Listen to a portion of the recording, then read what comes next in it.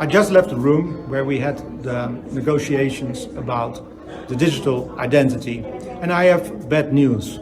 The Member States and the European Parliament came to an agreement.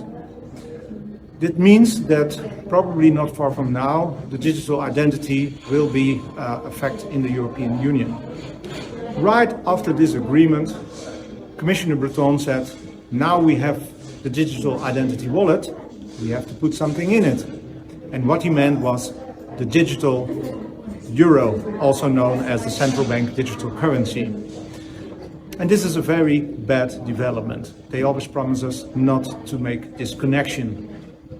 And even a lot of experts, privacy experts and security experts, warned also last week this is a very bad idea for our privacy and our freedom.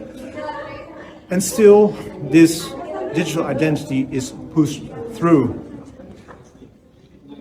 But it's not too late, because we still have to vote on this in the plenary.